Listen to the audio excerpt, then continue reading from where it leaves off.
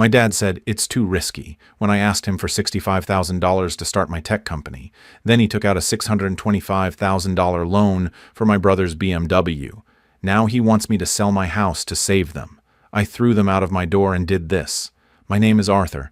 I am 30 years old and the founder of a small technology company. It's not a giant corporation, but it allows me to live comfortably, cover my needs, and enjoy a certain stability. I own 2 properties, one I live in and one I rent out. I'm not rich, but I don't live in constant worry either. Some years ago, I asked my parents for a loan of $65,000 to expand my company. I thought long and hard before doing it. I wasn't asking for charity. I was ready to sign a contract to pay back every cent. I had everything prepared, a solid business plan, reliable partners, and a clear vision. I sat down with them, spoke respectfully and seriously, but my dad interrupted me within minutes with a simple, "It's too risky." He didn't ask for details. He didn't want to know more. It was clear he had no interest in what I had achieved or what I was proposing. For him, everything I did was uncertain. In contrast, when it came to Ethan, my younger brother, the rules were different. A few months after they refused to help me, my parents applied for a $625,000 mortgage loan to finance a luxury BMW and another one of Ethan's harebrained schemes. And now, when everything has gone wrong for them, they are asking me to sell my house to help them out of the mess. My answer was clear. I threw them out of my door. From the outside, many believe family is synonymous with unconditional love, justice, and mutual support. But sometimes, it is also the source of the deepest wounds. I grew up believing my family was perfect, a warm and fair environment, until one day I understood that I was the forgotten brother, all because of the blind faith my parents placed in Ethan. Ethan was always the center of attention at home. Brilliant, charismatic, charming. He knew how to win people over with his dazzling ideas. His talent with words opened doors for him, though he never managed to keep them open. He moved from one grand ambition to another. One day he wanted to found a tech startup, the next an exclusive restaurant, then a film studio. But he never finalized anything. There was always an excuse. Lack of money, lack of investors, lack of understanding. And yet, my parents kept financing him. The trigger for everything was when I found out they had put up their own house as collateral to give Ethan another sum of money for a new business. That's when everything began to break. My parents have a very clear vision. Family must help unconditionally. It's not that they are bad people, but their greatest mistake was making Ethan their only bet. My dad is a reserved and abrupt man. He was always the one who made the important decisions at home. He never valued what I did, perhaps because my path didn't fit his definition of success. For him, success meant having something flashy, big, something to boast about. My mom is more sentimental. She says Ethan needs support, while I am already fine on my own. She constantly repeats, "You are strong. You can manage alone. Ethan needs his family." We grew up with a certain stability. My dad had a small business, and my mom worked as an accountant. Thanks to some real estate investments from my grandfather, they had a financial cushion that could have supported them forever if it had been used intelligently. During childhood, I didn't notice differences. We received similar gifts, shared holidays, went on vacation with the same enthusiasm. But as soon as Ethan started school, everything changed. He excelled with perfect grades. Everyone liked him, and my parents were overflowing with pride. I became relegated. It wasn't obvious materially, but it was in the decisions that affected our future. If Ethan wanted to learn French, they enrolled him without hesitation. If he asked for a piano, they bought him one with a private tutor. In contrast, when I asked to attend a better school, they told me that the public one was sufficient. At 17, I discovered my passion for computers. I wanted to take an online software development course. It didn't cost much. It was barely a fraction of what they had already spent on Ethan. But my dad told me it wasn't worth the money, that I could learn on my own. So I did. I spent the entire summer studying by myself with free material on the internet. I had no teachers or financial help. I only had myself. Over the years, I understood something that hurt. My parents never believed in me. Their only bet was Ethan. I was the son who, according to them, didn't need anything. I never blamed my brother. He didn't ask for that preference, but since then, I stopped expecting support. After graduating, I worked tirelessly for 2 years, saving every penny. At 25, I had saved enough to open my small business, but to scale, I needed more capital, and I dared to ask for it. Despite the rejection, I moved forward on my own. I used all my savings to start my own company, despite no one believing in me. The growth was slower than I had planned, but I made cautious decisions. I managed every cent wisely and took advantage of every opportunity that brought me closer to my goals. In the beginning, we were just a small team working from home.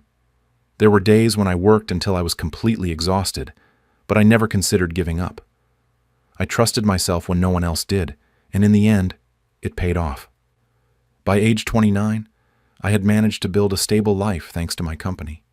I wasn't a millionaire, but I lived well. I had bought 2 houses, one where I lived and another I rented out, both in good areas, which gave me great peace of mind about the future. Everything I achieved was without my parents' help. Not a single cent came from them, but sometimes I wondered how much they had invested in Ethan, my younger brother. At 23, he decided to open a cafe with a European aesthetic, and my parents didn't hesitate to give him over $120,000 for that project. He chose a prime location downtown, filled it with luxurious tables, and hired employees as if he were setting up a high-end restaurant. However, he closed after 8 months. He had no idea how to run a business or manage money and took no responsibility for the failure. And what did my parents say when the project failed? The economy is tough. Our boy deserves another chance. And of course, they tried again. When Ethan turned 25, he decided to try his luck in the fashion world. Another $65,000 disappeared to open a specialized clothing boutique. This time, the store didn't last 6 months before closing. The reason? He knew nothing about the industry, but Ethan always believed he was a misunderstood genius, an undiscovered talent.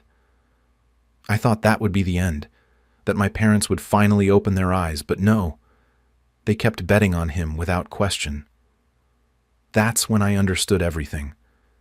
They didn't consider me a safe investment. They didn't deny me their support out of caution. They just never had faith in me.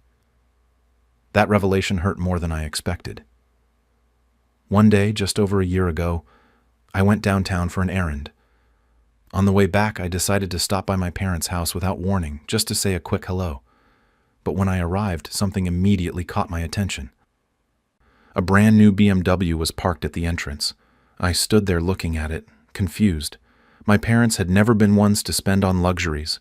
Then my mom came out smiling and said enthusiastically, "Ethan just bought a new car. Isn't it incredible?" I felt my blood run cold. A BMW. With Ethan's history of failures, it was unthinkable that he could afford something like that. I walked into the house, trying to stay calm, but immediately noticed some bank papers on the table. I picked them up and started reading. It took my breath away. It was a mortgage for $625,000. I couldn't believe it. That loan covered 80% of the value of their house. My parents had put it at risk. For what? I contained my rage and asked in a low voice if they had mortgaged the house. My dad frowned and my mom averted her gaze.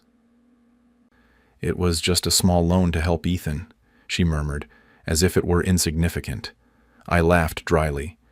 "Small," I repeated, looking back at the figure. "What happened to the money my grandfather left?" I asked. My mom sighed. "That money is gone," she said.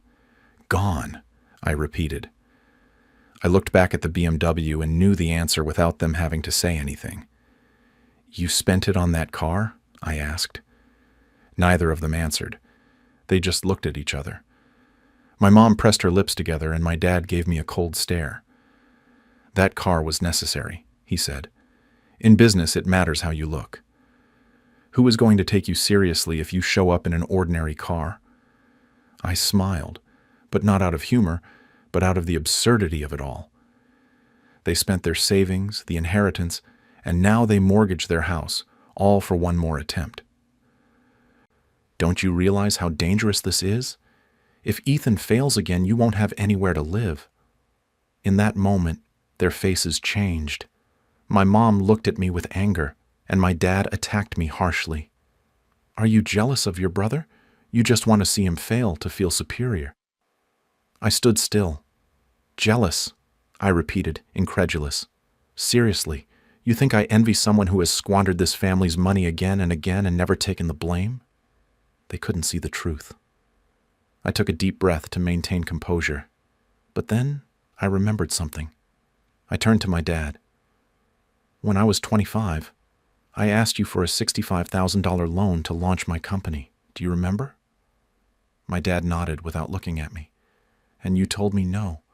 You said it was too risky. And now you are willing to risk your house for Ethan. Has he ever been successful? I am truly disappointed in both of you. My dad slammed his glass hard against the table. That was years ago. Now you are fine, but Ethan needs support. Don't use the past to attack us, he said. He got up abruptly and pointed to the door. Go. If you only come to criticize, then don't come back. I stood for a few seconds observing them. I left the loan papers on the table. I nodded and left. While driving home, I took out my phone and dialed Ethan's number. I was angry with my parents, but I still wanted to try to prevent Ethan from making another serious mistake. Ethan, please listen to me. You are heading straight for disaster, I said. Mom and Dad have bet everything on you. If you fail again, they will lose everything. Don't you realize that? But instead of listening to me, he let out a scornful laugh. Always the same, Arthur. It's pure envy. You are afraid that I will be more successful than you, and that's why you want to stop me. You're acting selfish. I was silent for a moment. Do you really believe that? What else could it be? You already have everything, your company, your money, and now that an opportunity presents itself to me, you want to take it away? I didn't reply. I just looked down and shook my head. If that's what you think, then there's nothing more to say. I hung up. This time I truly gave up. A week passed without anyone calling me. Then, out of the blue, my parents invited me to dinner. I didn't expect it, especially so soon after the argument, but they were still my family. So I accepted. When I arrived, Ethan was already there. The atmosphere was more relaxed than on other occasions. My parents looked at me, and my dad was the first to speak. Arthur, we want to apologize. We said things that weren't right last time. My mom nodded in a softer voice than usual. Ethan also wants to apologize. I looked at him. He looked down, scratched the back of his neck, and said, Yeah, I was really agitated that day. I shouldn't have said what I said. I was surprised. My parents had never apologized to me, and Ethan had never admitted he was wrong. For a second, I thought maybe they had started to see things clearly. But not even a minute passed before I discovered the true reason for the dinner. My dad cleared his throat and started speaking slowly. Arthur, you have 2 properties. One is where you live, and the other you rent out. I immediately felt that something was wrong. And why do you mention that? I asked, my tone already colder.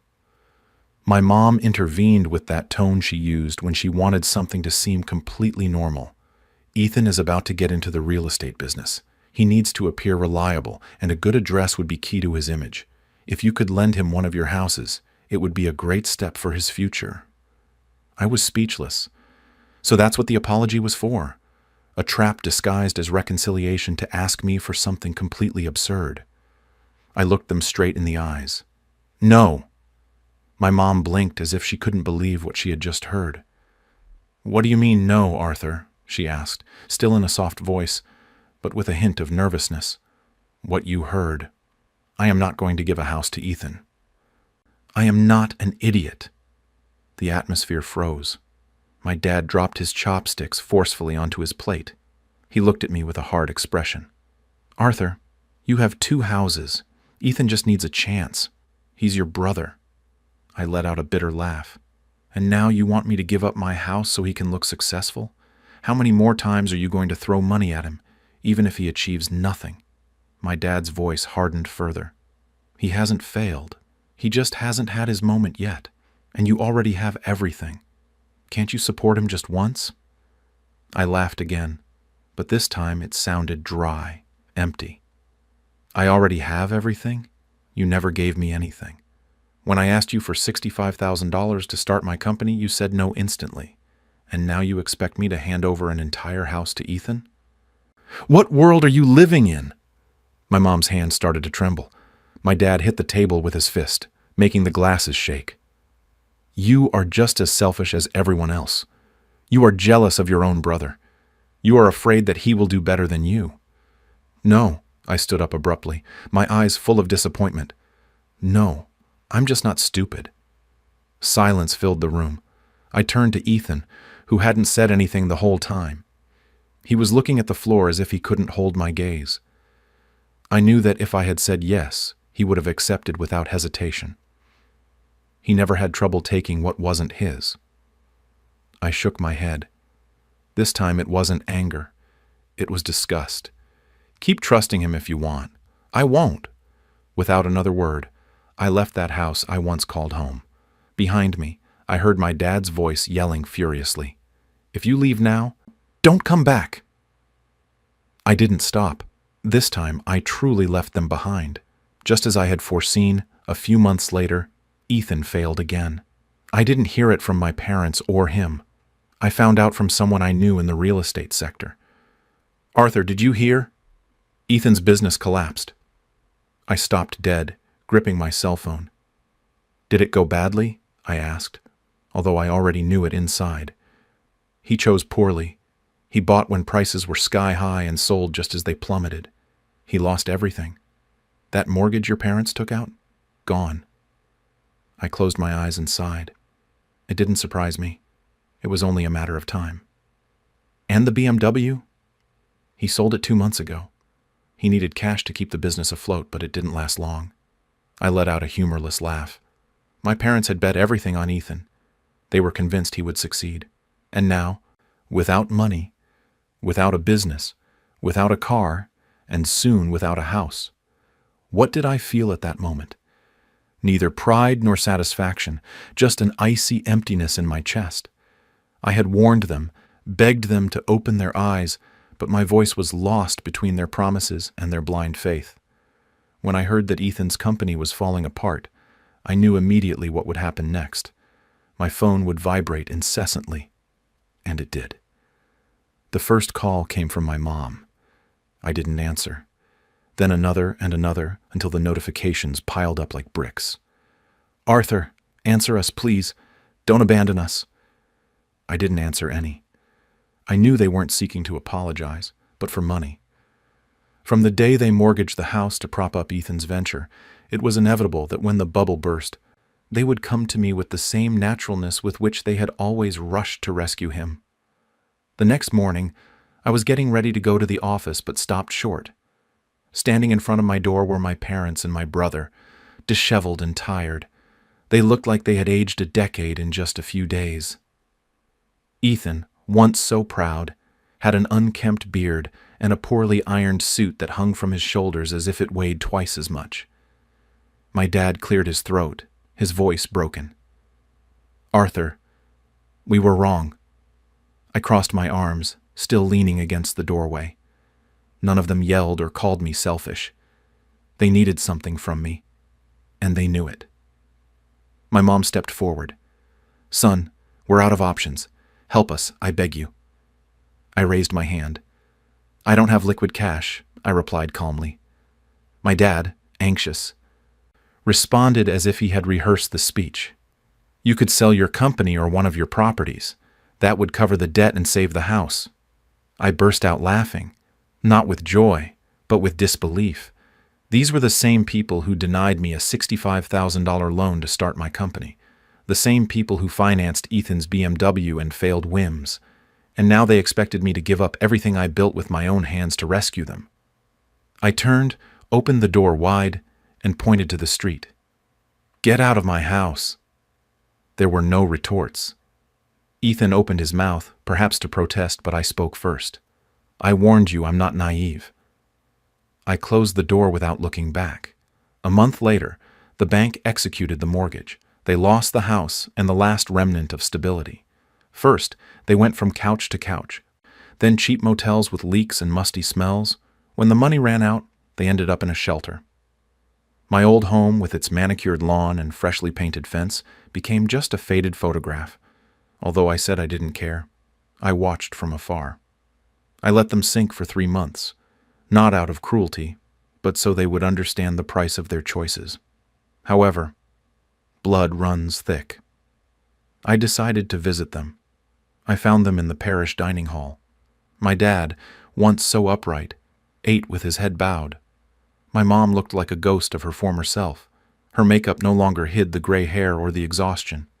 Ethan was hunched over, his hands trembling from the anxiety of not finding work. I sat down uninvited. The silence stretched until it became unbearable. "I'm going to rent a small apartment for you," I said. "Finally. It will be enough to live near the city. I will cover the expenses for 6 months, not a day more. During that time, Ethan will have to find a job, and you will have to adjust to reality. If at the end of the term you can't support yourselves, I will pay the rent. But only as long as Ethan stays away from my company and works on his own. I will not cover any more holes for him." My mom looked up, a glimmer of hope mixed with shame. Ethan, about to protest, was silenced by my dad's firm hand. He took a moment to speak. When he did, his words were barely a whisper. "Thank you, son. We don't deserve your help, but we will try to honor it." We signed a simple contract that same week, 6 months of support and monthly follow-ups. There would also be a locked account. They could only withdraw funds if they presented receipts for training courses or job interviews. No luxuries, only real opportunities. Today, as I close this story, 2 months have passed. Ethan works as a waiter at night and studies programming in the afternoons. My parents volunteer at the same parish that fed them when they hit rock bottom. The family house will never return, and perhaps that is for the best. Ruins sometimes fertilize new beginnings. I have learned that compassion is not at odds with boundaries, and that my accomplishments should not become endless lifelines. Things may change tomorrow, but for the first time, we are all walking on real ground, without castles in the air or debts disguised as love. And if any lesson endures, it is this: responsibility is not inherited, it is cultivated.